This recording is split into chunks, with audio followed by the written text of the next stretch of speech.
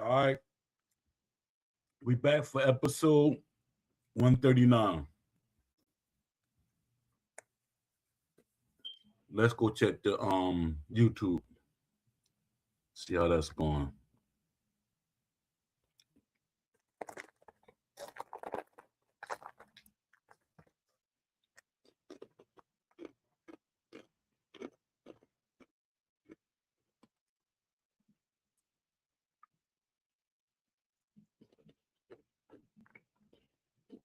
Like it's trying to boot up. All right, we good. Precisely here. You popped in early today on Precisely. Let me see.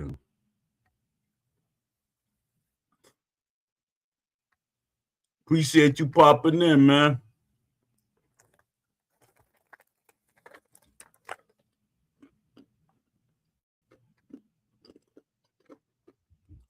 Yeah, I'm gonna talk about Undisputed 2. What's you was in Crook's chat, right? And everybody saying he be clickbaiting them. I ain't got no time for that clickbait because you gotta explain yourself. Let me see. All right. Wrote a script for the day, y'all. Yeah, let me see.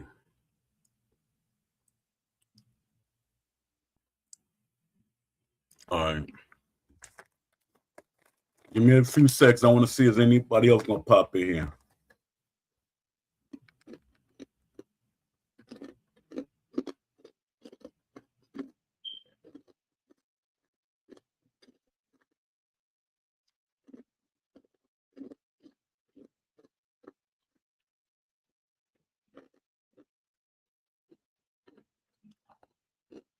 Let me see, can I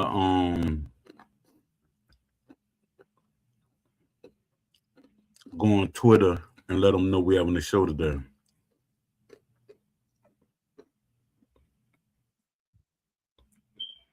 Come on, load up Twitter.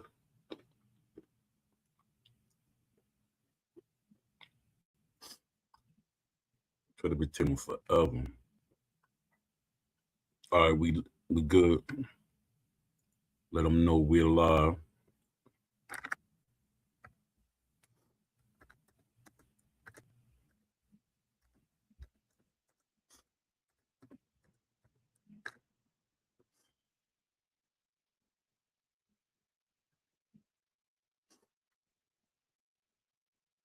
All right. Let's see.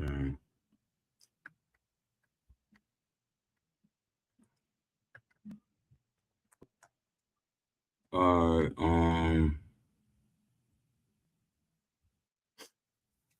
All right. Let me start. I know people gonna start popping in either way. All right. Silence is not neutral.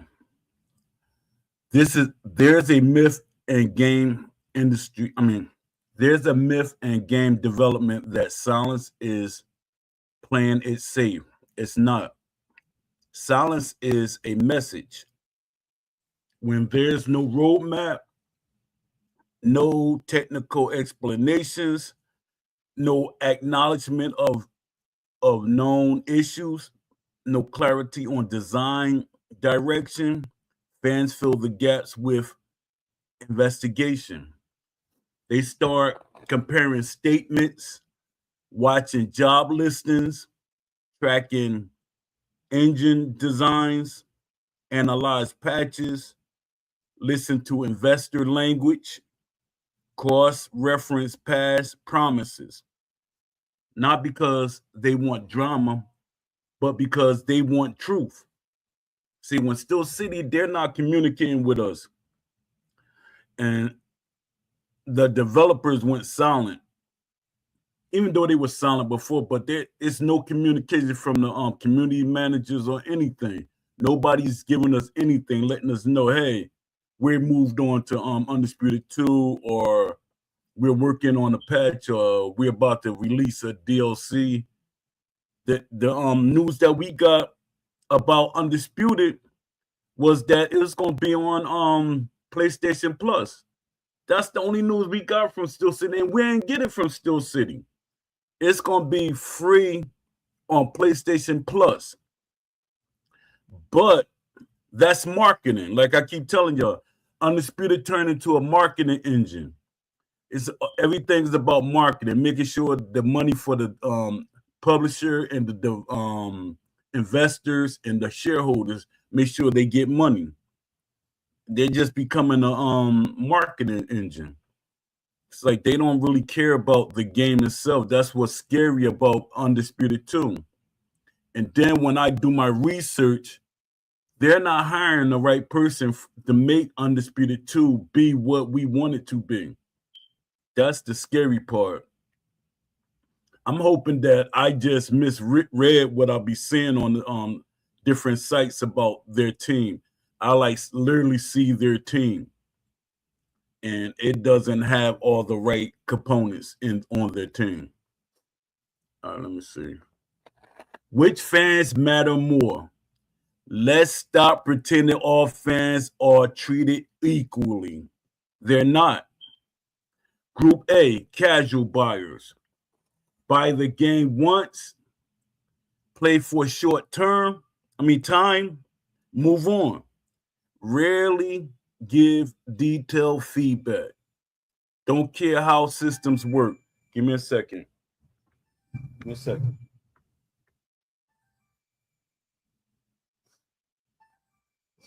That's Beast. I don't got time to talk to them. All right.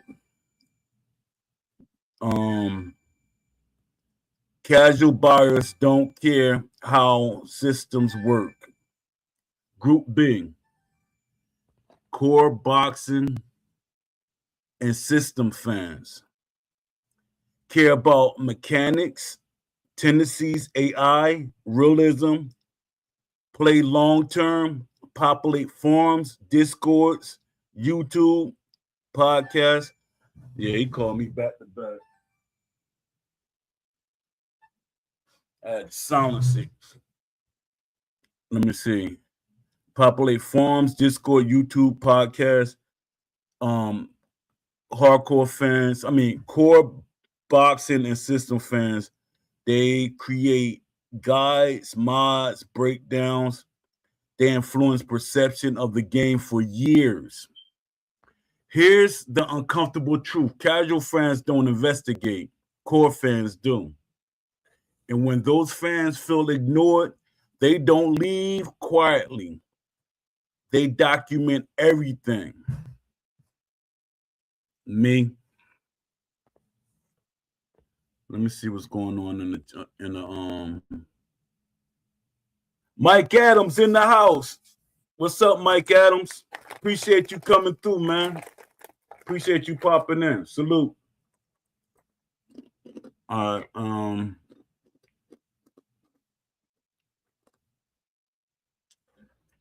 Why lack of communication backfires? When studios communicate, fans assume. Hold up. When studios don't communicate, fans assume one of three things. You don't know how to fix it. You don't, you know, but can't say it. You don't think it's important. None of these inspire confidence, especially when desync remains unsolved. Core gameplay complaints repeat. Legacy boxing features are missing. Promise death hasn't materialized. At that point, silence looks less like strategy and more like avoidance. That's why I be trying to tell people. We gotta stay on the developers. We gotta come together. It's too many single voices trying to push a point, and they're like, oh, it's just one person just making noise. But we gotta come together as a cohesive group of people, and we gotta tell them, hey, you want us to buy Undisputed too, but you're not telling us anything. We're assuming. We don't even really know if they make it on. We're assuming at this point, even though I heard Ash say it, allude to it, and I heard Steve when he was working there, he said it, and I heard Aimbot say they was making Undisputed 2. So there is going to be Undisputed 2, but we're some of us assuming, we don't know. They haven't talked about it, so we're assuming they're going to make Undisputed 2. Even though they told us, we still don't know. Things change. There's so many things that change in their development that we're guessing a lot of things. Some of it, a lot of the things I know from doing my research, a lot of people just be guessing. All right. Let me see. Deep dive talking points. All right. Transparency doesn't equal spoilers. You don't need to reveal everything. You need to reveal intent. Fans want to know, what kind of boxing game is this becoming? Simulation first or spectacle first? Systems driven or animation driven? Short-term fixes or long-term rebuild? Clarity matters more than hype. My thing is, I want to know what is their vision for Undisputed 2. At this point, I gave up on Undisputed about 2 years ago, 2 or 3 years ago. I gave up on it, and I just watched y'all play the game, and that's my that's how I get my feedback, from watching y'all play the game.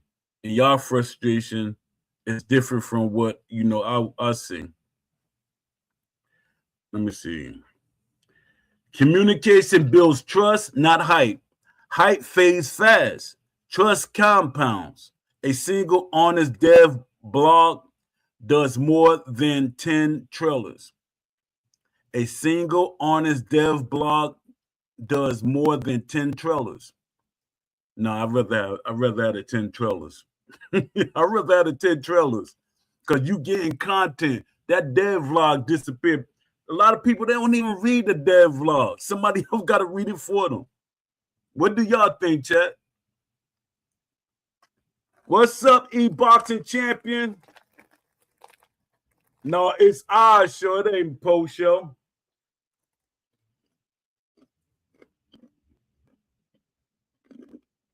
Yeah, I was talking about it earlier. Yeah, Undisputed coming to PlayStation Plus. But what's gonna happen is it's a marketing thing. By them putting it on PlayStation Plus, it markets the game. It's gonna be an influx of a lot of people playing the game. Even though it's for free, they're not selling it or anything. But it markets the game. They're gonna buy the DLC, they're gonna buy the broken patches and hot fixes and all the other crazy stuff. So all it is, it's a marketing tool. Mike Adams said, I believe they are working on Undisputed 2. 2028 release, I bet. They will be trying to get it right on Unreal. I hope so. But when I look at their the people that they're hiring, they're not hiring the right people. Why should I know more about hiring people than they do? Because I do my research and I listen to other developers. They're not hiring the right people.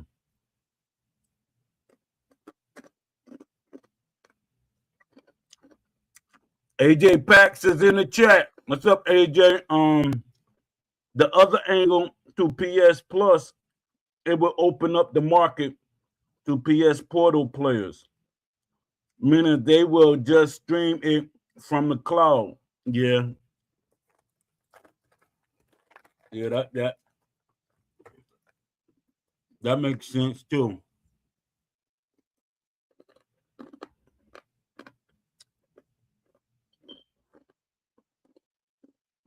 Mhm.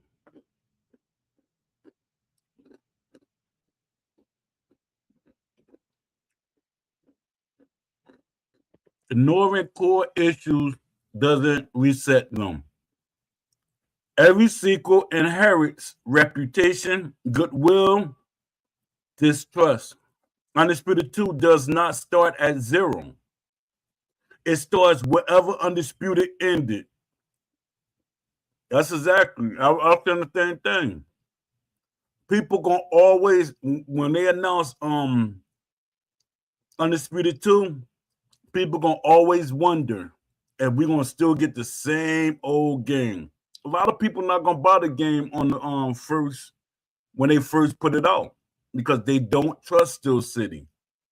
Steel City did not build trust. You got to build trust before you move on to another game. You got to talk to the community. Fans aren't action. Fans aren't asking for perfection. They're asking for acknowledgement, direction, accountability, options.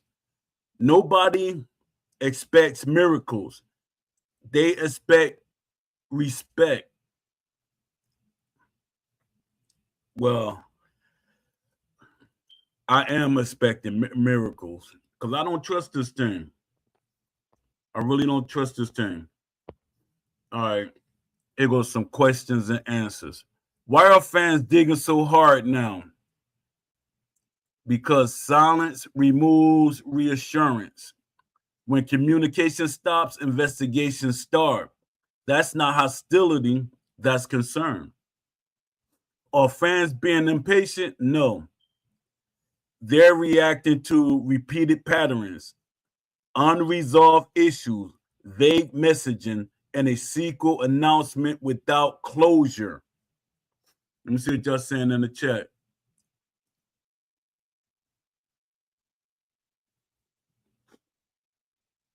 Precisely said, how you know they aren't the right people? Because when I look at when I add up what does it take to make a game, I get I do my research. All it takes to make the game that fans want. Then I looked at their team. You can literally see their team. What's up, Lamont Davis? You look at their team structure, all the people that they hired. They don't have all the people. They don't even have an AI guy yet. They don't even have an AI guy yet. So you're working on a new game and you don't have an AI guy yet. Are you just making a esports game? If they make an esports game, if it's esports and online only, the game is not going to sell well. I know a lot of people feel like, hey, I'm an online player, but still that doesn't sell the game. If you look up, I could give y'all the totals. If a game was only online, like for the sports game, like boxing game, it's not gonna sell well. Because everybody is not gonna play a boxing game online. I know people want to force people to play online, but everybody is not gonna play online. No matter what you give them. Let me see. ACI felt at fostering goodwill. This is what AJ Pakistan. SCI failed at fostering goodwill. Part of that issue involved SAF and possibly Shep. A good gameplay director is also a key. Will Kinsler is example of the wrong people. Exactly. It's a lot of missing. It's a lot of missing elements to that team. And I can't see it. I know a lot of people don't want to hear that, but like, oh man, Paul, are you being over the top? No. I'm making my duty to do my research, and they do not have the right people in place for a part two. Maybe they might start, hey, we're going to start with this little bunch of people we got, then we're going to add on and add on. But the makeup of the first bunch of people that they do have, they're not, that's crazy. And my thing is, is Aimbot going to be a part of the development? Because he's the one that coded the game that everybody is saying is the coding is messed up. Aimbot, if I'm wrong, you talk to me in the my DMs on Discord or whatever. Are you going to school? I will not tell nobody I talked to you, but are you going to school for Unreal Engine? Because from what Ashton saying and what he said the other developers saying, you did not know what you were doing. They literally saying the game is broke and it can't be repaired. That's what Ash said. He said it out his own mouth. I've seen some really good AAA games be on PlayStation Plus after a year or two of being on the market, so I don't think anything of it. But Undisputed sucks so bad, laughing out loud, it's still a robbery. Yeah, but from what I heard, that's helped them with marketing.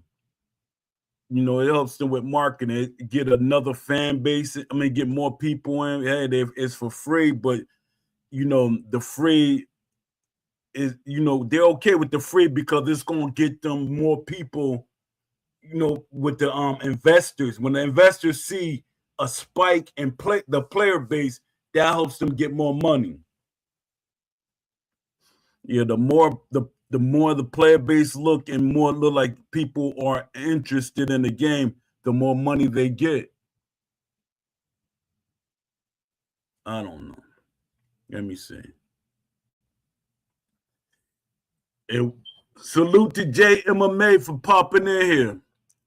You've been a regular around here, Jay. Let me see. Do casual fans matter more financially? Short term, maybe. Long term, no. That's what I be telling people. I'll be telling people that. Short term, maybe. Long term, no. Casual fans don't sustain communities, create content, or defend a game years later. And the hardcore fans and the boxing fans, they will buy all the DLC. The casual fans gonna be like, who this guy? Who that guy?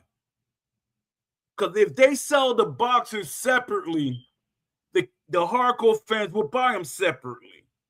But they gotta package it up with one recognizable boxer that casual fans will identify with. Say, all right, I know him, but the other four I might not know.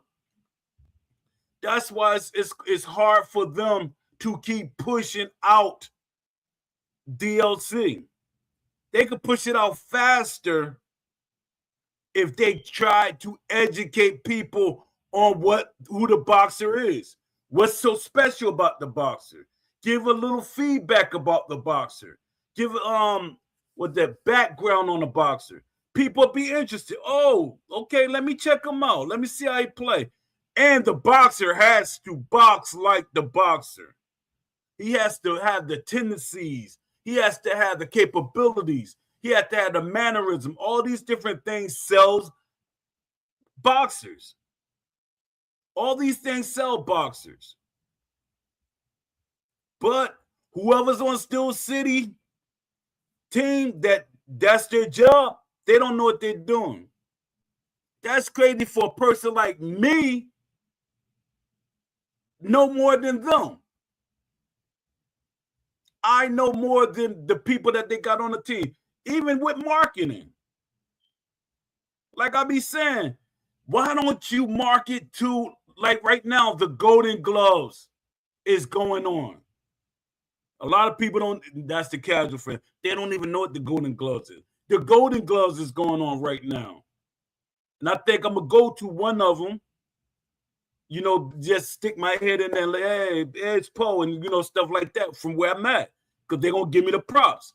But imagine if they gave people like me or other people in their community, in different cities, say, hey, you go to that event and let them know about our game. Hey, you go to all these major amateur events or pro fights and advertise the game. But the way they do it, they don't talk to people the way they should when they at those events.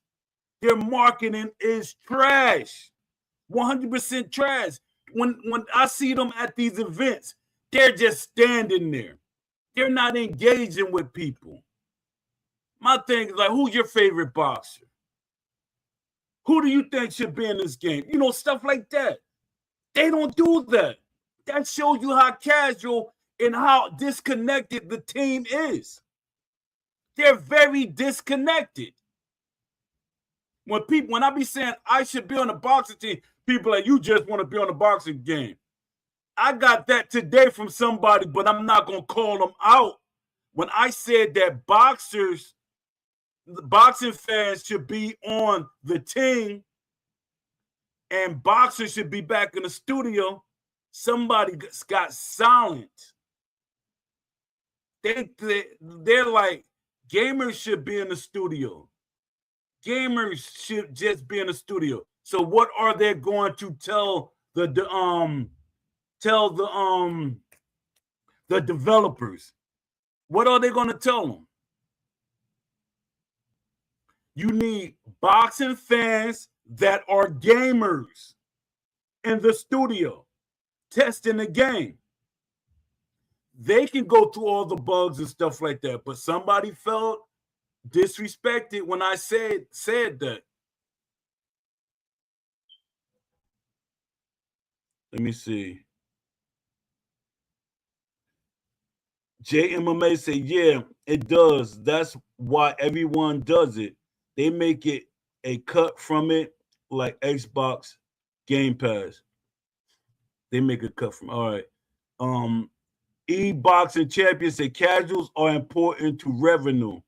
You can't deny that. See, that's people get this the casual fans, they get it mixed up because they're repeating what developers tell them. And me, I was in the inside.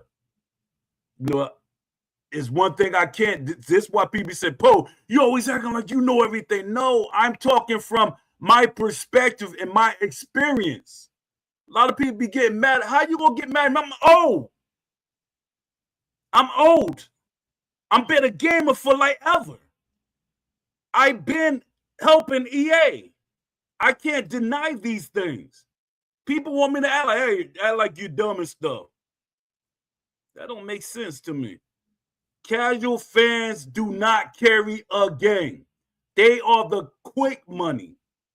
Casual fans are the quick money that help them get them numbers early.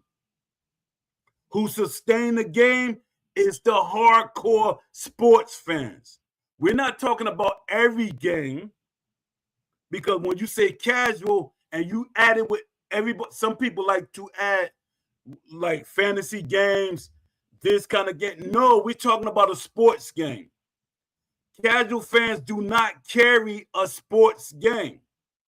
The longevity is with the hardcore boxing fans or sports fans. They buy the DLC. Let me read what E-Boxing was saying. Casuals are important to revenue. You can't deny that. But chasing casual will steer developers toward a game nobody likes. 100%. Let me see. AJ Pack said, Holyfield Real Deal Boxing is a good example of having one real boxer in the game while the rest are fictional characters. It worked. It does.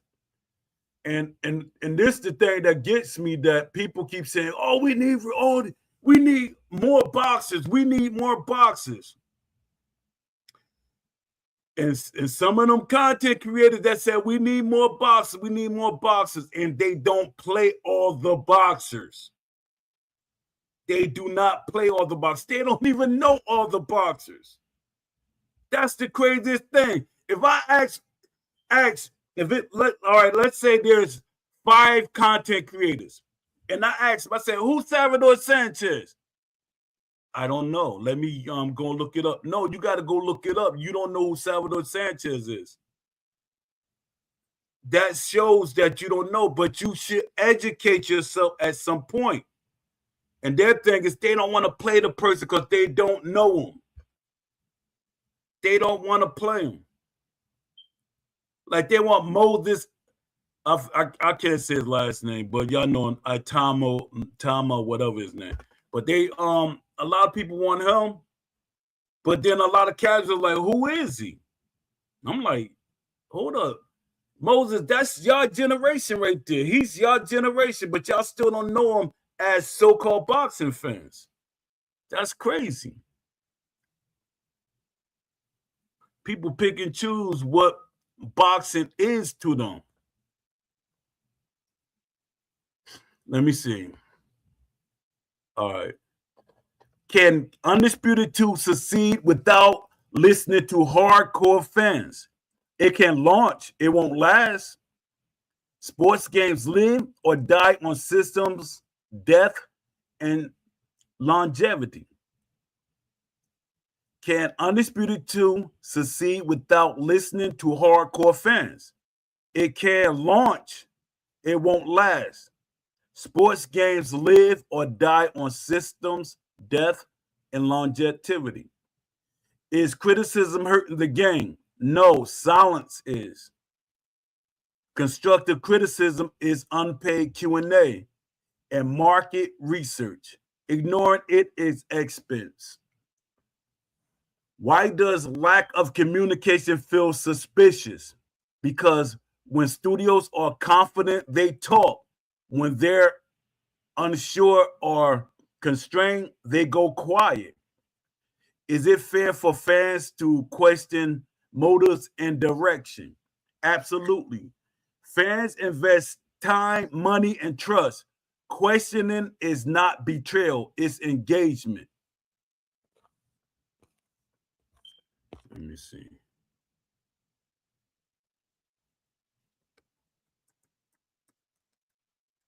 Let me see what y'all saying in the chat.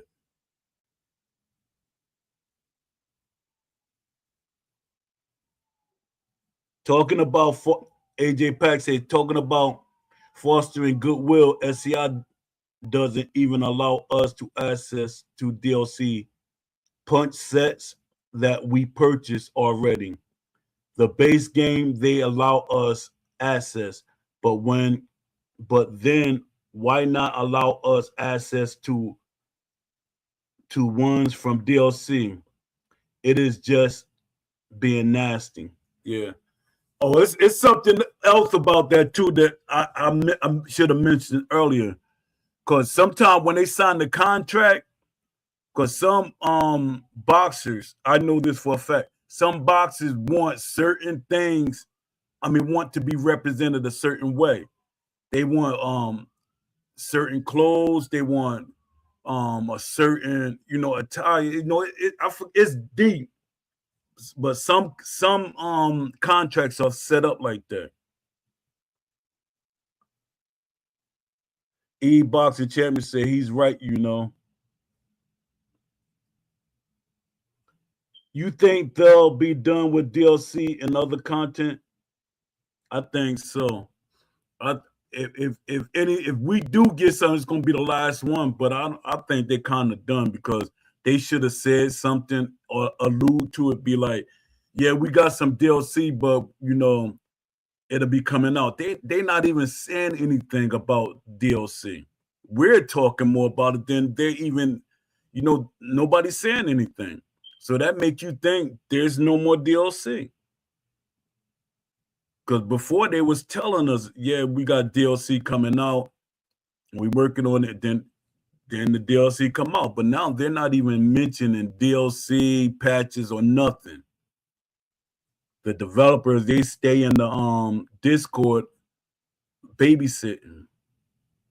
You got developers babysitting, and then you got mods. That's crazy.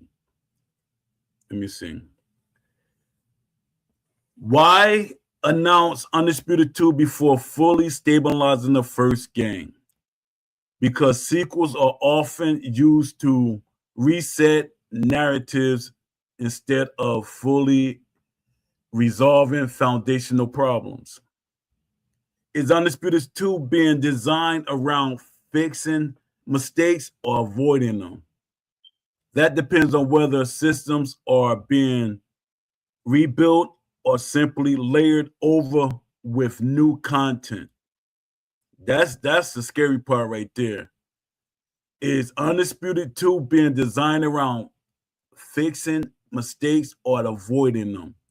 That depends on whether systems are being rebuilt or simply layered over with new content. Why haven't core issues been publicly categorized as known problems? Because labeling something a known issue creates accountability and a timeline.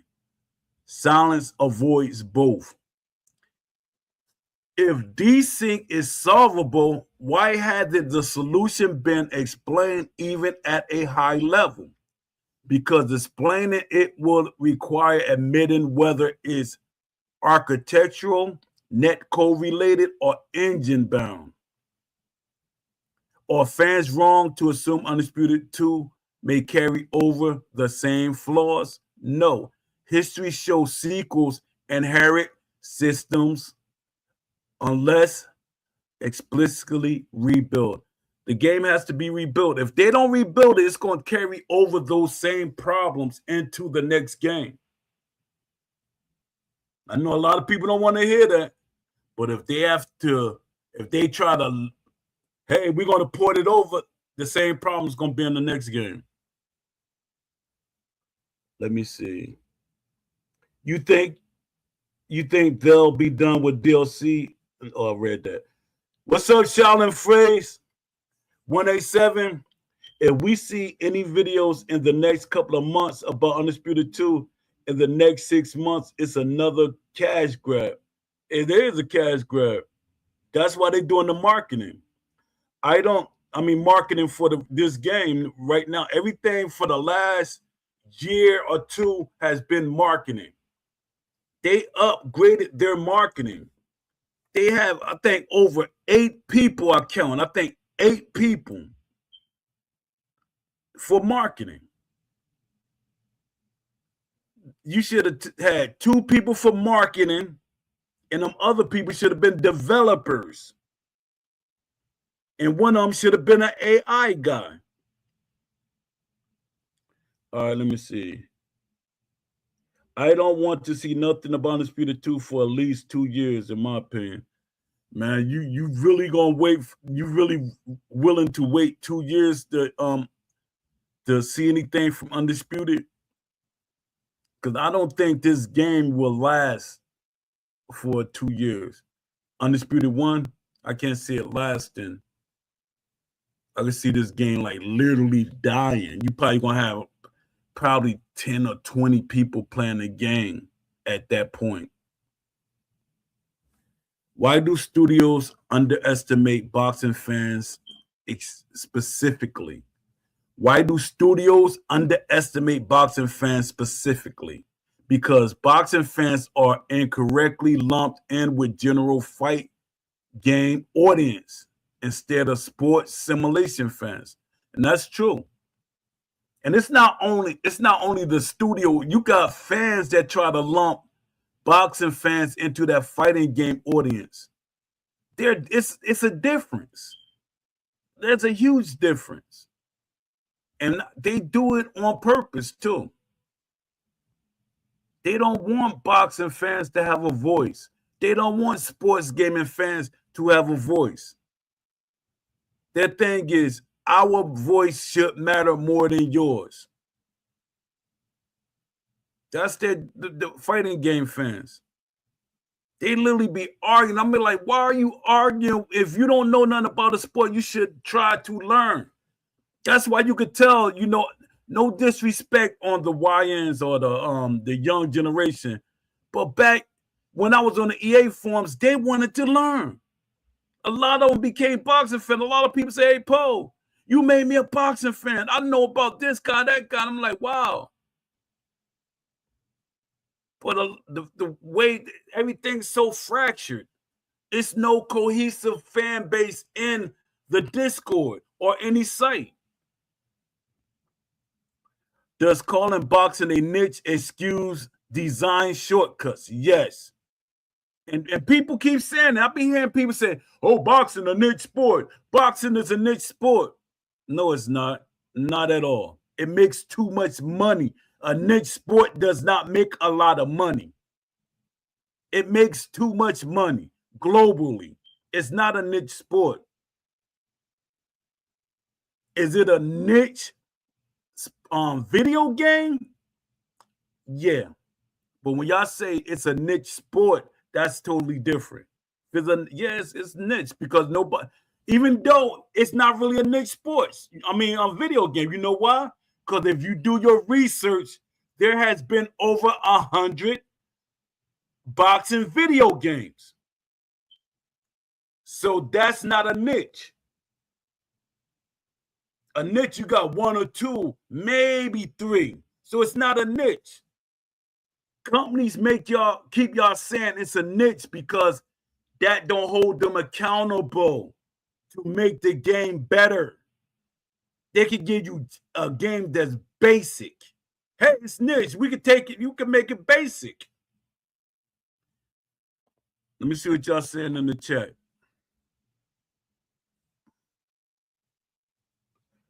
I waited over a decade for Undisputed to hit.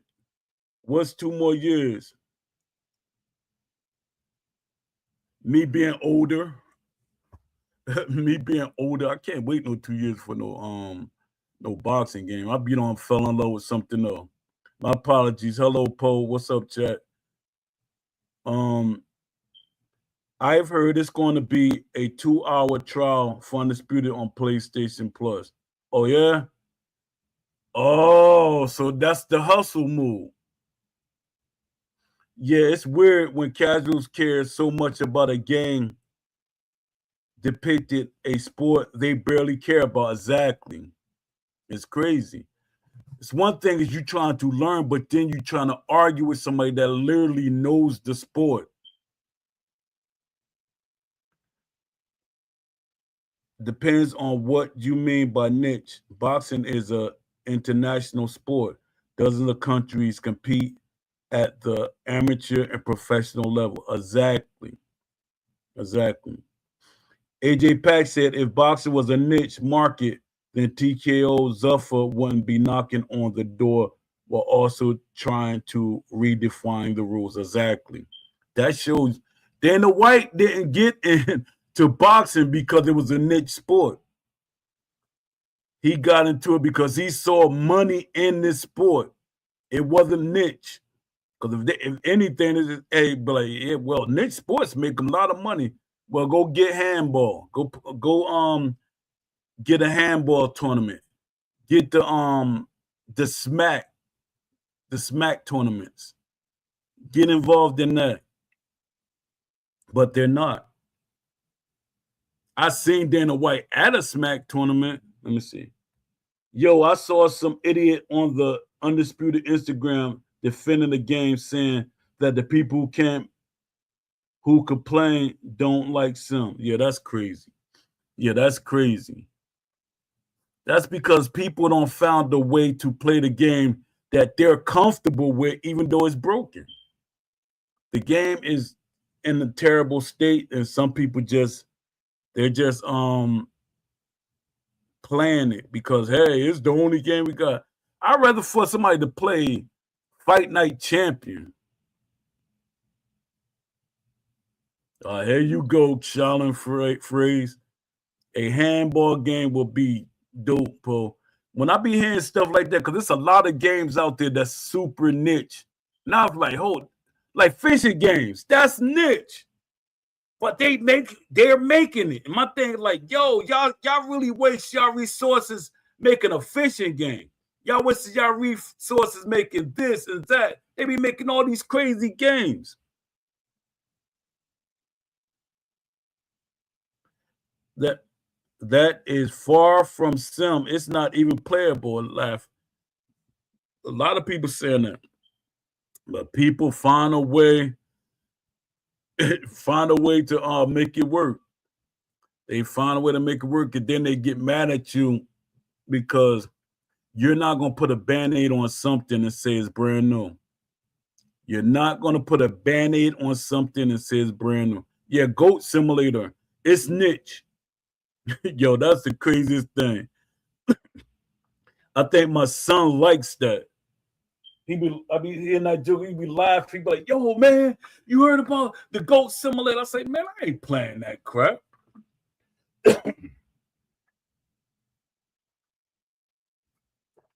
He said it's just for giggles. He says it's funny. I like, see, that's your generation. A Goat Simulator. Yo, that's some crazy stuff. They got a lot of crazy games. I'll be on forever naming these games. It's so many niche games that they got out there.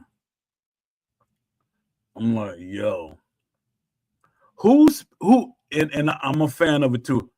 Who thought of making a pool game or what they got, the Snook? Is it Snook? But they got all these different games like pool, y'all call it different in England and stuff. I think y'all call it snooker or something like that. They got a dart board game. They got a dart game. They got so many things. They got checkers and chess. Checkers that's to me a game that's a niche. Even though in real life they're not niche, but video game wise, it's a niche. People sliding away from me when they taunt, and I can't cut off the ring because every fighter in the game can box like Muhammad Ali. Yeah, that's the crazy. That when Ash said that, it made me mad because I'm like, yo, Ash must don't know what the game is. He because he can't be, because not the way Ash was talking to me when we used to talk. And then when he said we had to let all the guys have loose foot movement to make it fair. I said, hold up, he didn't say that, did he? I said, that must be somebody else talking and Ash just moving his lips. He said we had to give everybody loose foot movement to make it fair. Fair is, see, that's, and Ash always used to talk to me about chess. So you giving everybody loose foot movement. That's not strategic. Strategic is when you able to beat somebody that has a certain style, not giving everybody the same thing. It makes it more unique. People like seeing something unique. Say, let me try him out next time. He got this certain movement. Let me try him out. Oh, he's this boxer right here. He throws his punch a certain way. His reaction speed is different. His slipping is different. The way he parries different. His skip step. The skip step. A lot of people don't know about that. The skip step, it closes the distance. You skip step to close the distance. Do we have that? Not that I know of. I haven't played the game in a while. But skip and step, all these different things, it what certain boxers do. They also have a construction job simulator. Yeah, I saw that. That's crazy. I like the farm simulator because I love farming. Even though I don't have a farm, I had a garden. All right, let me see. E-Boxing Champion said, boxing isn't supposed to be fair unless both fighters can level the playing field. It's supposed to be about leveraging advantages. Exactly. See, you're talking, see, that's wisdom right there. Everybody always be saying, oh, this spot, like with Deontay Wilder, you know what he brings to the table. You know what boxers bring to the table, so you know how to defend or fight against them. Deontay Wilder doesn't, I mean, he had losses. Mike Tyson have losses. George Foreman have losses. Joe McClellan, he has losses. Julian Jackson, he has losses. I'm talking about all the hard hitters. Ernie Shavers have losses. If Floyd Mayweather was in Undisputed and they had him down packed the way he fights, we would have figured out a way to beat him. Y'all be like, oh man, it'll be hard to, because you know why a lot of people wouldn't be able to beat Floyd Mayweather? Because in their mind, as a casual fan, you're going in there to knock him out. It would be more smart to try to outpoint Floyd Mayweather. No, but everybody that plays Undisputed, they want a knockout by the headshot. So that shows how much they really want a boxing game. A lot of these people are not boxing fans. And they don't want to learn about boxing.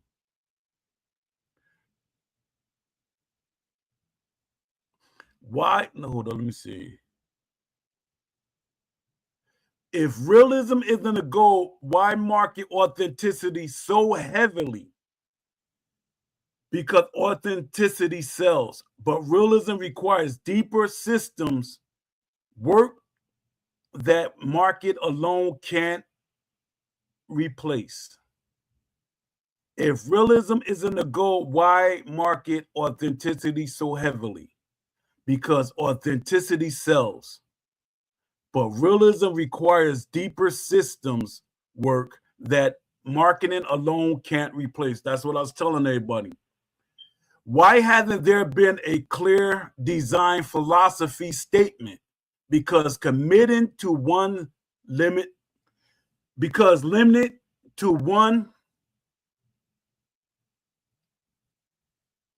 Give me a second. Why hasn't there been a clear design philosophy statement? Because committing to one limits flexibility and forces trade-off that may upset certain audiences. Is the studio prioritizing visuals over mechanics again?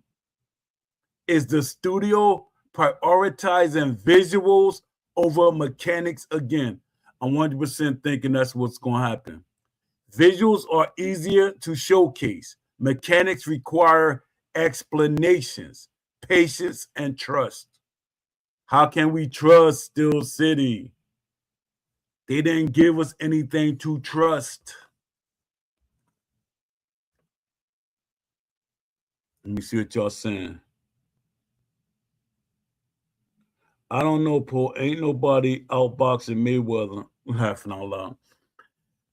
I like mentally, I could see if Floyd was in the game, I could see what can beat Floyd. You got to rough Floyd up. Madonna showed that, and then you gotta beat Floyd. You gotta outthink Floyd. You gotta counterpunch Floyd. Floyd can be beat, but a lot of people, they get caught out there, and Floyd be getting them with them counterpunches and stuff, and his defense. But Floyd can be beat. In the game, I know he probably wanted his character to be undefeated at all costs. Why do fans feel like feedback disappears into a void? Because feedback without visible iterations feels like extraction, not collaboration. Are community managers empowered to answer hard questions? Often no. Their positions as shields, not conduits. They're positioned as shields, not conduits.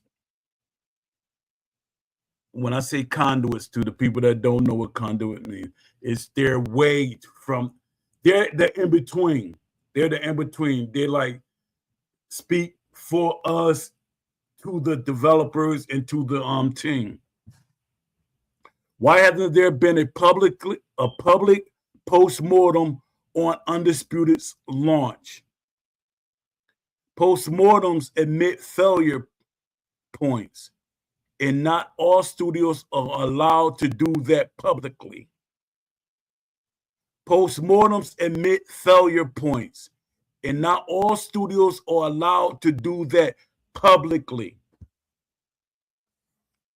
Does releasing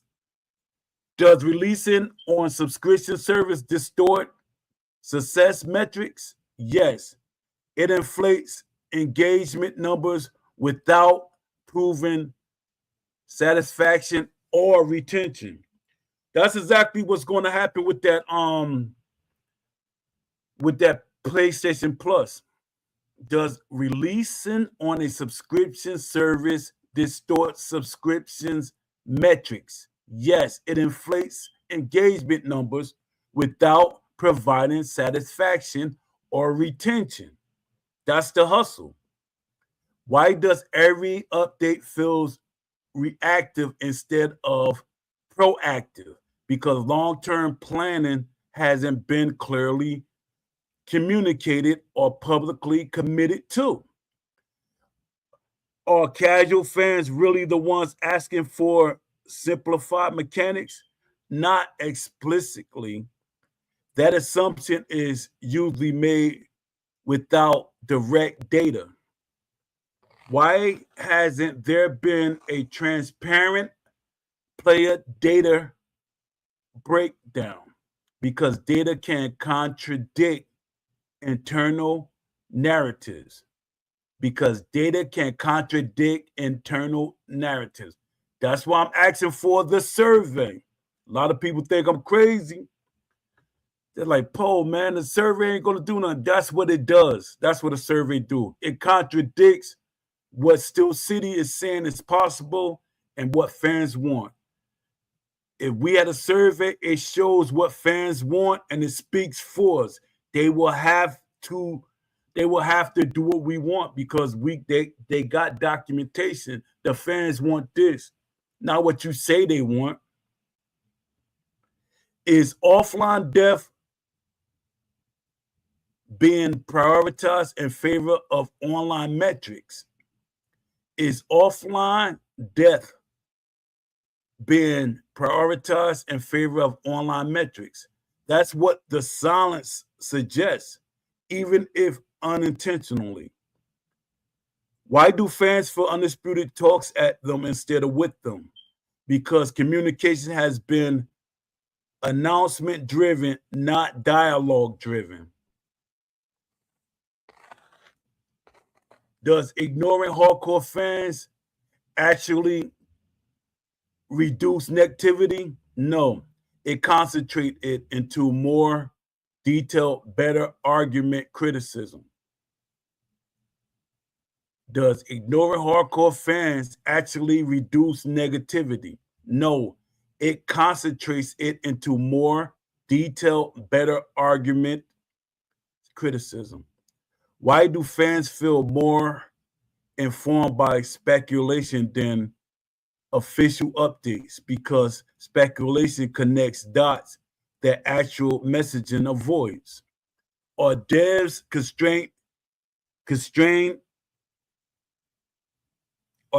constraints being mistaken for fan hostility? Often, yes. Fans push harder when they sense internal limits being hidden.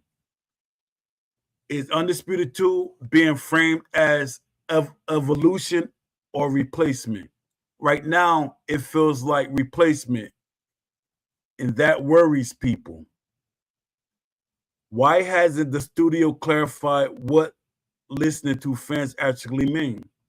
Because listening without listening without defining outcomes keep expectations vague. What happens if communication doesn't improve before Undisputed 2 marketing ramps up? Fans won't stop digging. They'll just do it louder, earlier, without receipts.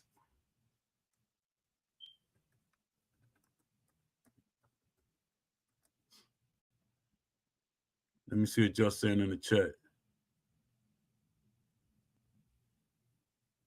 Let me see. Cotto did the best against Floyd. I think Cotto and Shane Mosley did pretty decent against him till he started breaking them down. Floyd still has cracks. Not saying he's unbeatable. He just makes up for the cracks every time by adapting. Yeah, that's the thing. He adapts. Floyd is good at adapting. Like you might get him with something in the earlier rounds, and then he start adapting to it.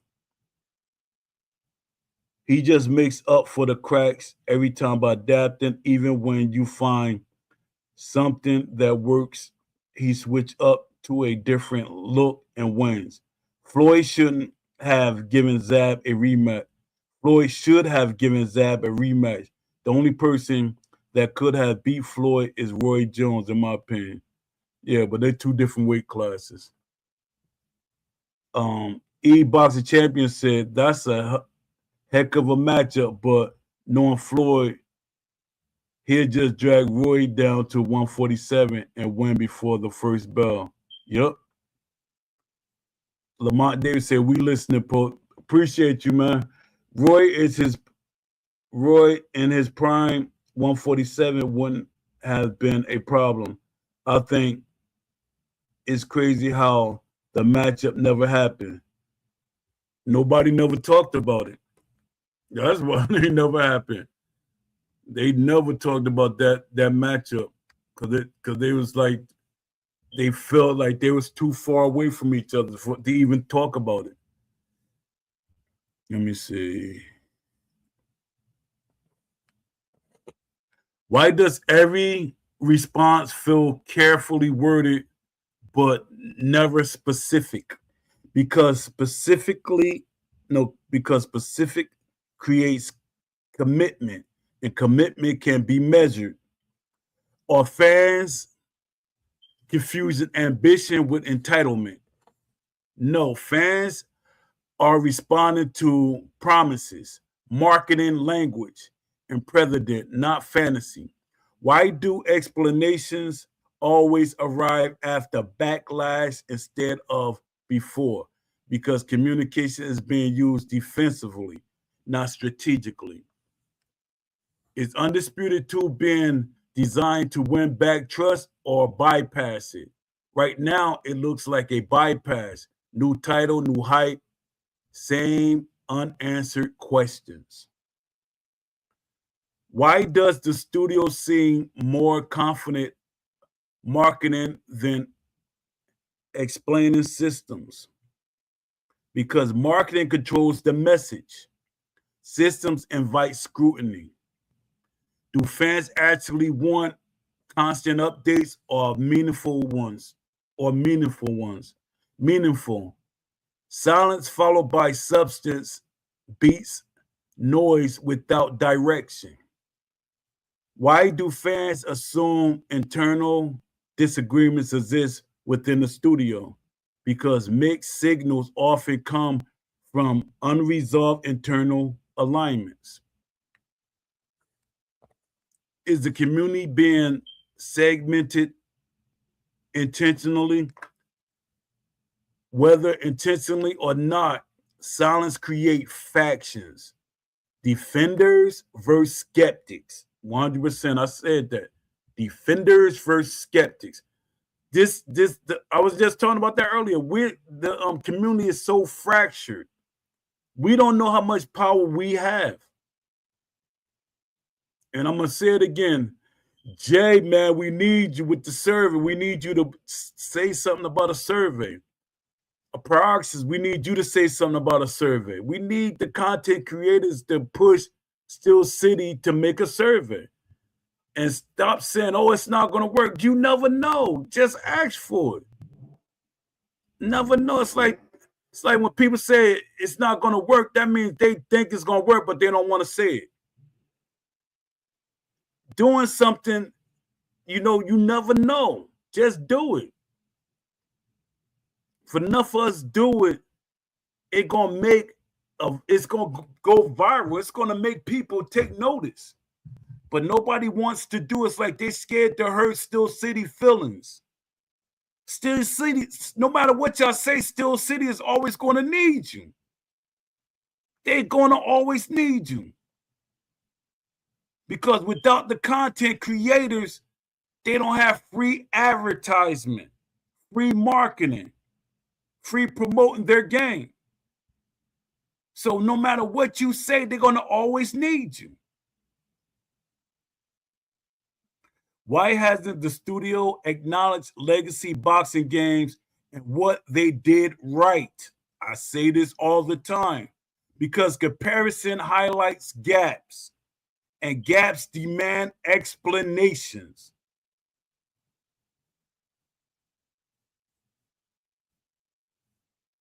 Are fans wrong to think feedback is being filtered before reaching developers?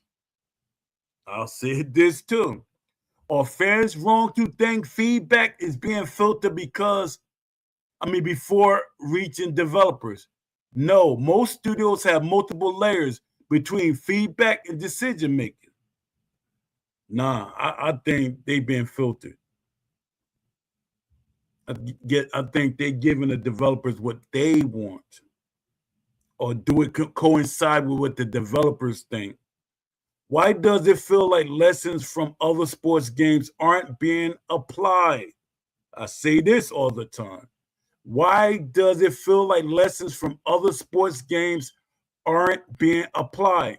Because boxing is often treated as an exception instead of a peer.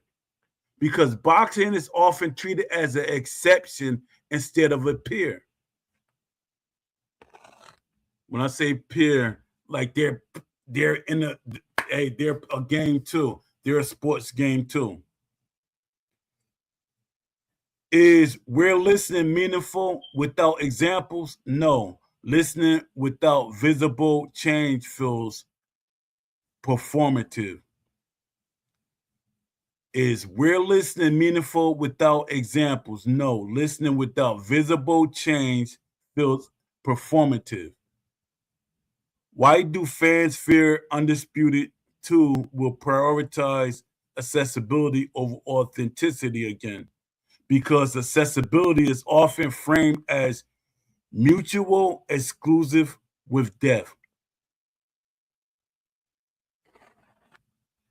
Why do fans fear Undisputed will prioritize accessibility over authenticity again? Because accessibility is often framed as mutual exclusive with death. Does avoided controversy actually protect a game image? Short term, maybe.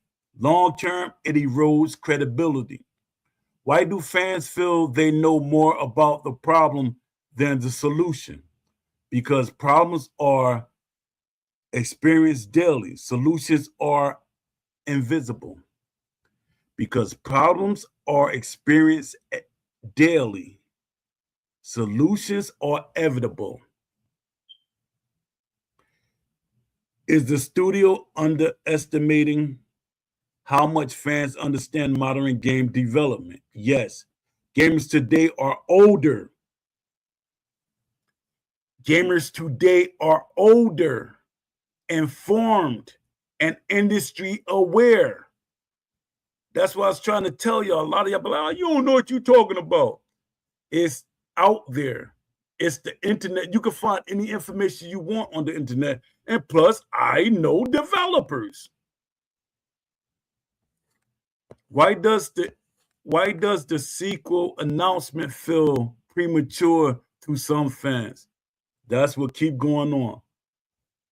That people like, man, nah, man, it's too, nah, they're not going to announce no Undisputed 2. Shaolin Freeze. Why does the sequel announcement feel premature to some fans? Because unresolved issues feel like unfinished business, not growing pains. Let me see. See what y'all saying in chat. Let me see. All right. Y'all ain't saying nothing in the chat. All right.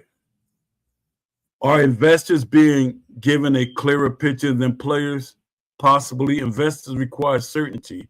Players are often asked for patience. Why does criticism get framed as negativity instead of engagement? Because engagement is harder to manage than praise. Is there a fear that explaining constraints will weaken the brand? Yes, but transparency often strengthens brands, not weaken them. Why hasn't there been a public discussion about trade-offs? Because trade-offs reveal priorities, and priorities can disappoint. Can fans expect, I mean, are fans' expectations too much from a, are fans expecting too much from a boxing game? No, they're expecting parity with what other sports games already do. No, they're expecting parity with what other sports games already do. What does it feel like? Why does it feel like fans are expecting to move on instead of being convinced? Why does it feel like fans are expected to move on instead of being convinced? Because moving on is easier than rebuilding trust. Because moving on is easier than rebuilding trust. Is the studio aware that silence is now the loudest narrative? Is the studio aware that silence is now the loudest narrative? If not, that's the real problem. What's the risk if Undisputed 2 launches without addressing these questions? Fans won't wait for answers. They'll write the story themselves.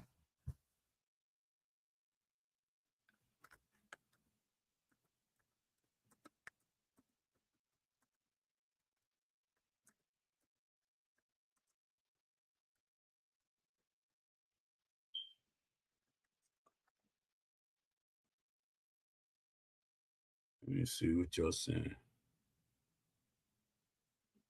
Y'all still in here? I don't see no movement in the chat. Why does every explanation feel framed around optics instead of outcomes? Because optics manage perception, outcomes require delivery. Are fans wrong to think the studio is afraid of setting expectations? No, expectations create benchmarks. Benchmarks create accountability. Why does it feel like difficult questions are answered indirectly, if at all? Because indirect answers preserve flexibility at the cost of clarity. Is Undisputed 2 being positioned as a clean slate rather than a continuation? That's how it's being perceived, and perception matters more than intent. Why do fans feel like they're expected to trust the process without seeing it? Because the process hasn't been made visible. Are players being asked for patience without being given evidence? Yes, patience without evidence eventually expires. Why does silence feel calculated rather than accidental? Because it's consistent, sustained, and selective. Do studios underestimate how fast trust erodes compared to how long it takes to build? Almost always. Why does feedback feel acknowledged but not integrated? Because acknowledgement is cheap. Integration changes roadmaps. Why does feedback feel acknowledged but not integrated? Because acknowledgement is cheap. Integration changes roadmaps. Are fans wrong to question internal priorities? No. Priorities are inferred from what gets addressed and what doesn't. What does the community, why does the community feel more divided now than at launch? Because silence forces fans to choose sides instead of rally behind clarity. It's early access mentally because it's early access mentally being used as a shield too long. Yes, at some point it stops being context and becomes an excuse. Yeah, that's what I wanted to tell everybody. They keep defending Steel City. You know, it's a lot of people still defending. They keep saying, oh, this is their first game. They're still their first game, man. It's been 6 years, man. It's been 6 years. There's companies that made 3 or 4 games in 6 years. It's their first game. That's no excuse. They have veterans on the team. We keep giving them an excuse because you know why people keep giving them that excuse? Because they feel like they've been cheated. And they don't want to feel cheated, so they got to make up things to make them feel better. It's their first game. I feel better because it's their first game. No, they have veterans on the team. They don't only have aimbot. In the beginning, the very beginning, they had aimbot working on the game. Now they got all these people working on the game. So we can't give them that excuse, especially 6 years. Come on now. If it was 20 years, a lot of people would still be saying, it's their first game. I know it's 20 years, but it's their first game. Come on, man. When does that go away? They have games that were behind them. They have companies that made games. So that excuse doesn't hold weight. Why hasn't there been a clear distinction between being choice and technical limitations? Because admitting limitations narrow future promises. Are fans being gaslit into thinking concerns are fringe or exaggerated? That's how it feels when repeated issues go unaddressed publicly. Why does it seem like criticism is tolerated but not valued? Because value will require visible course correction. Because value will require visible course correction. Is Undisputed Tour being shaped more by market pressure than community feedback? That's the fear. Fear thrives in silence. Why does it feel like hard conversations are always deferred to later? Because later is an undefined place where accountability can be postponed. Are fans wrong to believe some problems are being deliberately downplayed? No, downplay is a common risk management tactic. Why hasn't the studio reclaimed the narrative with a long form explanation? Because long form explanations remove ambiguity, and ambiguity is being preserved. Does the lack of communication suggest internal uncertainty? It suggests unresolved decisions, not necessarily incompetence, but the distinction matters. Why do fans feel more like external Q&A value stakeholders? Hold on. Why do fans feel more like external Q&A than value stakeholders? Because their labor is visible while their influence isn't. Is there a fear that explaining one system exposes weakness in others Yes, systems are interconnected and transparency scales fast. A lot of y'all don't know what systems mean. And me trying to explain it to y'all be here, I'll be here forever. Why does everyone, excuse me, why does every silence why does every silence amplify skepticism instead of calming it? Because truth has already been spent. Are fans imagining a disconnect between vision and execution? No, the disconnect shows up in patterns, not feelings. What happens when fans stop asking questions and start making conclusions? A studio loses control of the story, and getting it back is nearly impossible. Let me see, just saying in the chat.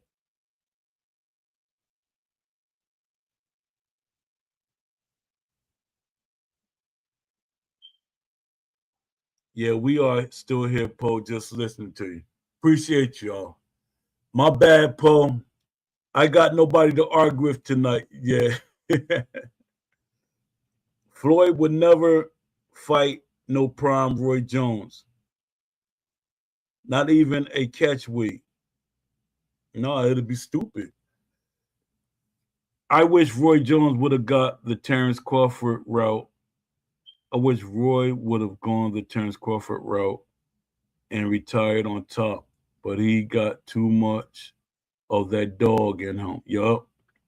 Once he won that heavyweight fight, he should have just retired.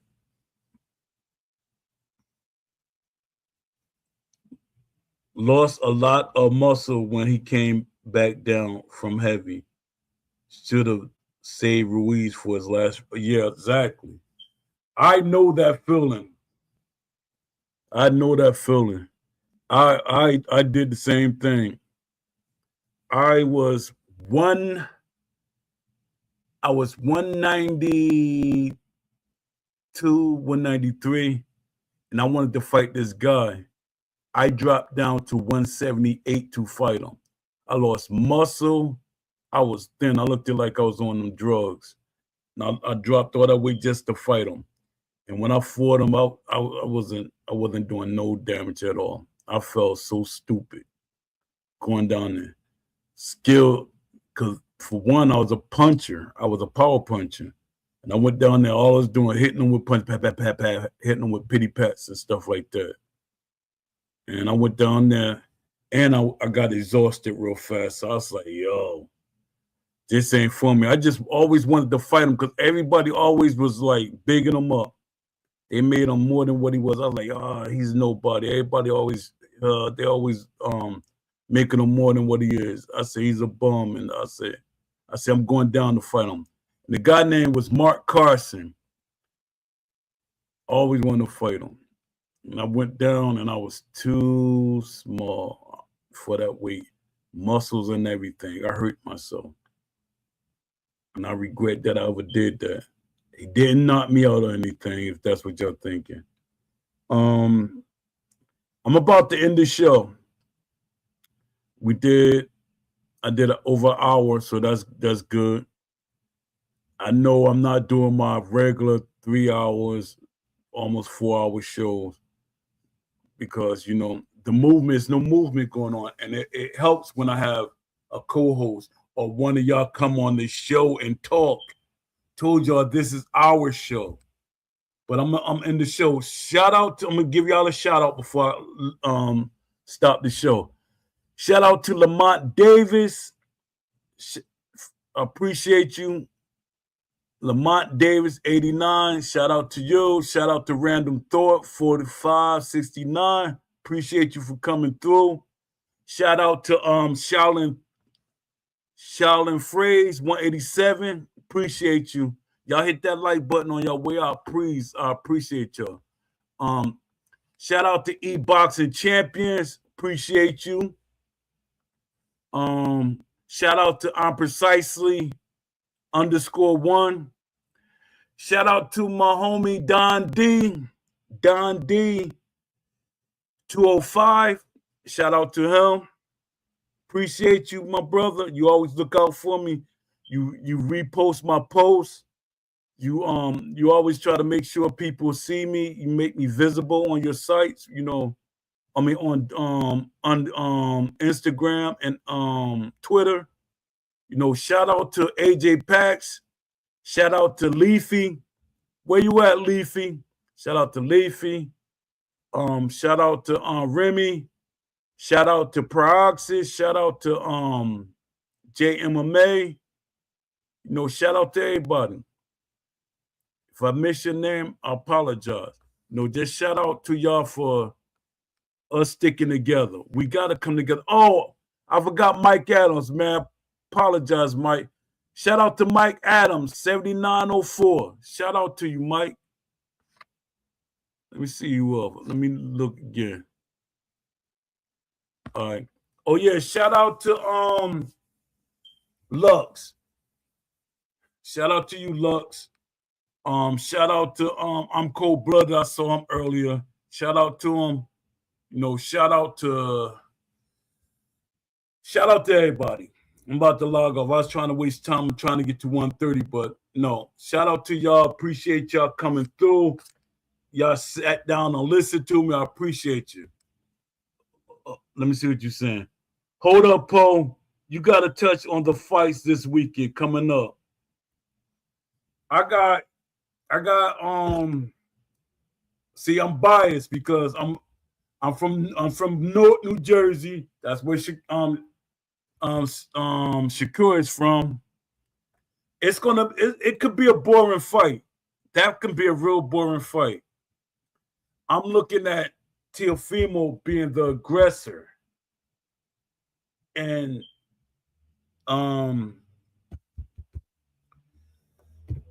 Teofimo gonna be the aggressor, and Shakur is gonna be pot shotting him. He's gonna be countering him, and it's gonna be. It could be either a great fight or it could be a boring fight, but I think it's going to be entertaining.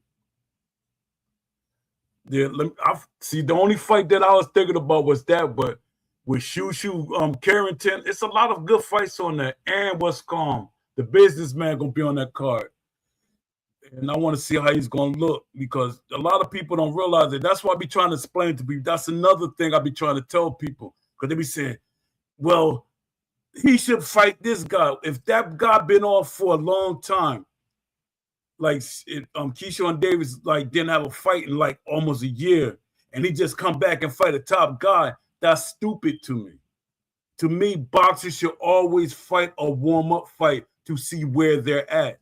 But a fan, they don't care. They don't know, they don't understand boxing the way they should. The older generation knew that, hey, he got a warm-up fight. All right.